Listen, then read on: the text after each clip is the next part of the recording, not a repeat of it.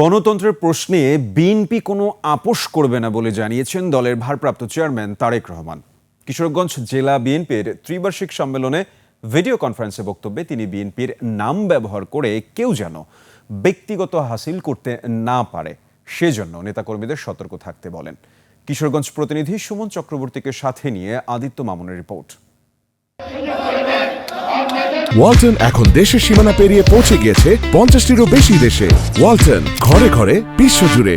দীর্ঘ 9 বছর পর কিশোরগঞ্জ জেলা বিএনপির এই ত্রিবার্ষিক সম্মেলন। শহরের পুরনো স্টেডিয়ামে প্রায় 1 লাখ নেতাকর্মীর সমাগম এই সম্মেলনকে কেন্দ্র করে। বিকেলে সম্মেলনে বক্তব্য রাখেন বিএনপির ভারপ্রাপ্ত চেয়ারম্যান তারেক রহমান। তিনি বলেন, জবাবদিহিমূলক সরকার ও গণতন্ত্রের প্রশ্নে কোনো আপোষ করা হবে না। বাংলাদেশের মানুষের রাজনৈতিক অধিকার, ভোটের অধিকার এবং বাংলাদেশের মানুষের নিরাপত্তা এবং কর্মসংস্থানের ব্যবস্থা করে মানুষের বেঁচে থাকার অধিকারের প্রশ্নে বিএনপির কারো সাথে কোনো আপত্তি নেই, দ্বিমত নেই। অর্থাৎ বিএনপি এই কাজগুলো করতে চায়। জনগণের রায়, জনগণের মতামতের ভিত্তিতে, জনগণের সিদ্ধান্তের ভিত্তিতে একটি সরকার প্রতিষ্ঠিত হতে হবে, যেই সরকার জনগণের কাছে জবাবদিহি করতে বাধ্য থাকবে। অন্তর্বর্তী সরকারের সংস্কার প্রস্তাবে যা আছে তা বিএনপি আগেই দিয়েছে জানিয়ে তারেক রহমান ফেব্রুয়ারির নির্বাচন সামনে রেখে 31 দফা নিয়ে ভোটারের দোরগোড়ায় পৌঁছাতে নেতাকর্মীদের নির্দেশ দেন।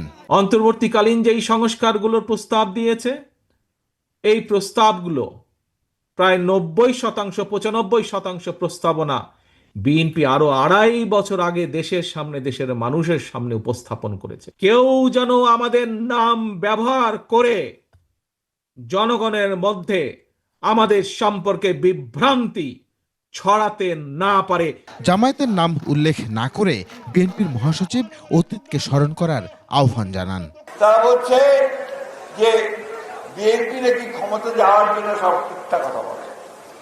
আপনারা তো কিছু মনে করবেন না, এই কথাগুলো আমি বলতে চাই না, কিন্তু বাধ্য হয়ে আমাকে বলতে হচ্ছে যে আপনারা এই দেশ যেন স্বাধীন না হয় তার জন্য আপনারা কাজ করেছেন, হত্যা করেছেন, গণহত্যার সঙ্গে অংশ নিয়েছেন। বিএনপির বিরুদ্ধে অপপ্রচার চালানো হচ্ছে বলেও অভিযোগ করেন ফখরুল।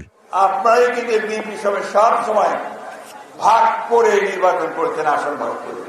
আদিত্য মামুন, 21 টেলিভিশন।